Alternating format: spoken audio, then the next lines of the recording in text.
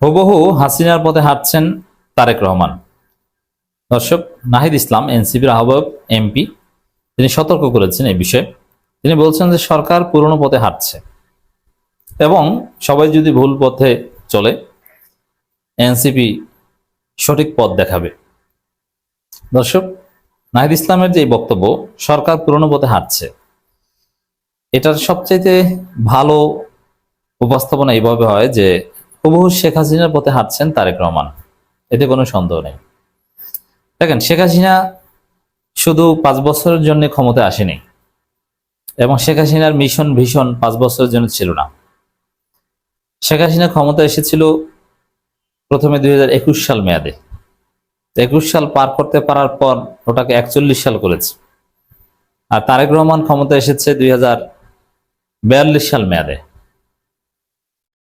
এবং শেখ হাসিনাও ক্ষমতা এসেছিল সিভিল মিলিটারি ব্যুরোক্রেসির হাত ধরে, বৈশ্বিক শক্তি সহায়তায়। এইগুলো একটা নেক্সাস। তারেক রহমানও সিভিল মিলিটারি ব্যুরোক্রেসি, বৈশ্বিক শক্তি, কোনো পার্থক্য নেই, এই জন্য কার্যক্রম এক হবে।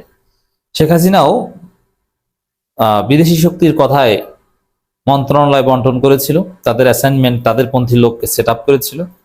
তারেক রহমানকেও একই কাজ করতে হয়েছে। দর্শক,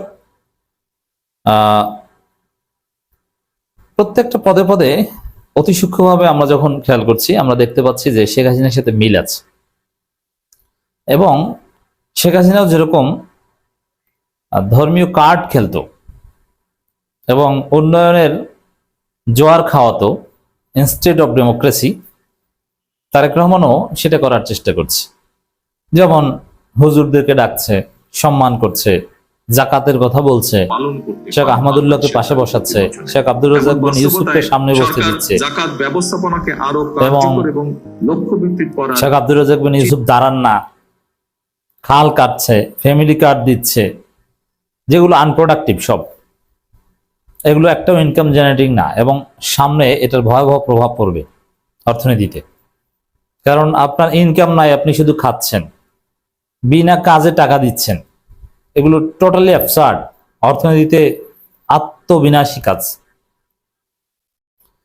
হাসিনাও কিন্তু এরকম লোক দেখানো অনেক কাজ করতেন, বিদেশ থেকে লোন এনে ঋণে জর্জরিত করে এক পর্যায়ে দেশের রিজার্ভ শূন্য করে ফেলেছিলেন। এবং তারপরও বিলাসী কাজ কিন্তু থামেনি, বড় বড় মেগা প্রজেক্ট, এই যে উন্নয়ন অমুক তমুক করেছি দেখো, এগুলো কিন্তু থামে নাই। তারেক রহমান হুবহু ওই থিওরিটা অবলম্বন করছেন। তিনি দেখছেন যে বাংলাদেশের মানুষকে উন্নয়নের গল্প শোনানো যায়, যদি উন্নয়ন খাওয়ানো যায়, বিনা কাজে যদি পয়সা দেওয়া যায় ফ্যামিলি কার্ডের মাধ্যমে বা নানান ভাবে, হুজুরদেরকে যদি সামনের চেয়ারে বসতে দিয়ে থামিয়ে রাখা যায়, তাহলে 42 সাল পর্যন্ত ক্ষমতায় থাকা যাবে। ওই একই স্টাইল ফলো করছেন, যার ফলে অনেক আনপ্রোডাক্টিভ অযৌক্তিক সিদ্ধান্ত সামনে আনার চেষ্টা করছেন। এক পর্যায়ে বলবেন যে নির্বাচন দিয়ে কি ধুয়ে পানি খাবেন, আপনি ভালো আছেন কিনা সেটা বলেন। যেমন এই যে জেলা পরিষদের প্রশাসক, সিটি কর্পোরেশনের প্রশাসক, এরপরে যে উপজেলা পরিষদে বসাবে, পৌরসভায় বসাবে, ইউনিয়ন পরিষদ পর্যন্ত হয়তো যাবে না, কিন্তু বাকিগুলোতে বসাবে। এগুলো বসানো তো শুধু প্রশাসক বসানো না, তো এরপরে যে নির্বাচন হবে, ওই নির্বাচনটাই ওই প্রশাসকরা প্রভাবিত করবে এবং ভয়ানক কারচুপির মাধ্যমে তারা জিতে যাবে। এই অতি সূক্ষ্ম পরিকল্পনা নিয়ে তারা এগোচ্ছে। তো প্রশাসক বসানোর উদ্দেশ্য হচ্ছে নির্বাচন হলো ওটা সুষ্ঠু হতে দেবে না, এই ধরনের একটা চিন্তা। তো দর্শক, এটা তো করবেই, একই সাথে এই প্রশাসক বসাবে এবং কিছু লোক দেখানো কাজ করবে, যে দেখেন কত সুন্দর কাজ করছে, এবং অপরাধ দমন এর জন্য অপারেশন ক্লিন হার্টও চালাবে। এই যে দেখেন আমরা সন্ত্রাস দমন করছি, চাঁদাবাজদেরকে ধরছি এবং অবৈধ অস্ত্র উদ্ধার করছি, এবং আসলেই জনগণ কিছুটা স্বস্তিতেও থাকবে। তো এগুলোর বিনিময়ে কি করবে, বলবে যে নির্বাচন লাগবে না। এগুলো দরকার না, নির্বাচন দরকার, দেশের টাকা নাই, অমুক তমুক, তোমরা আসো নির্বাচন করতে। নানান ভাবে ওই হাসিনার স্টাইলে দীর্ঘদিন বিনা ভোটে বা ছল চাতুরি করে ক্ষমতায় থাকার একটা চেষ্টা, একটা পরিকল্পনা তারেক রহমান করছেন, সেদিকেই যাচ্ছেন।